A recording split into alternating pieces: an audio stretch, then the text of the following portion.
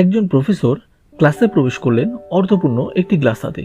তিনি এটি সোজা করে ধরে তার শিক্ষার্থীদের বললেন, এই গ্লাসটার ওজন কত হবে?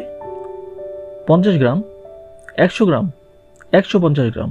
শিক্ষার্থীরা জবাব দিল। প্রফেসর বললেন, আমি এর ওজন জানি না, কারণ আমি এটি পরিমাপ করিনি।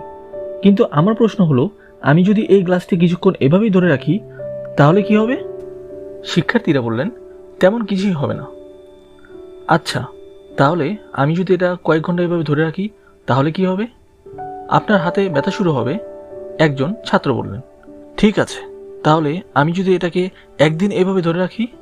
শিক্ষার্থীরা বললেন, আপনার পেশিগুলো কাজ করবে না এবং আপনি প্যারালাইজড হয়ে যেতে পারেন এবং নিশ্চিত হাসপাতালে ভর্তি হতে হবে। শিক্ষার্থীরা একটু মজা পেতে শুরু করলো, কেউ কেউ হাসলো। প্রফেসর বললেন, খুব ভালো, কিন্তু এই সময়ের মধ্যে কি এর ভরের বা উপাদানে কোনো পরিবর্তন হবে? উত্তর আসলো, না। আচ্ছা, তাহলে সময় বাড়ার সাথে সাথে কেন আমার স্বাস্থ্যের অবনতি হবে? শিক্ষার্থীরা এবার একটু দ্বিধান্বিত হয়ে পড়ল। আচ্ছা, আমি যদি ব্যথা কমাতে চাই তাহলে আমাকে কি করতে হবে? একজন শিক্ষার্থী বলল, গ্লাসটাকে নামিয়ে রেখে দিতে হবে। প্রফেসর একটু আনন্দিত হয়ে বললেন, এক্স্যাক্টলি, আমাদের জীবনের সমস্যাগুলো এমনই। কিছুক্ষণ সমস্যাগুলো নিয়ে চিন্তা করলে তেমন কিছুই হবে না, কিন্তু যদি সারাদিন শুধু সমস্যা নিয়ে চিন্তা করো তাহলে সেটা তোমাকে কষ্ট দিতে শুরু করবে। তুমি সমস্যাগুলো নিয়ে যত বেশি চিন্তা করবে তোমার কষ্টগুলো ততই বাড়তে থাকবে, যার ফলে তোমার সব কাজ বন্ধ হয়ে যাবে।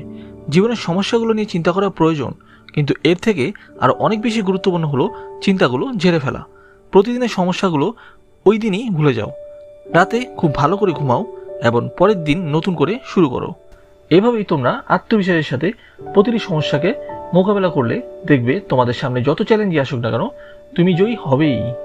বন্ধুরা, আমাদের গল্পটি যদি ভালো লেগে থাকে তাহলে লাইক করুন, শেয়ার করুন এবং এরকম শিক্ষণীয় গল্প নিয়মিত সবার আগে পেতে সাবস্ক্রাইব করে বেল আইকনটি ক্লিক করে পাশেই থাকুন।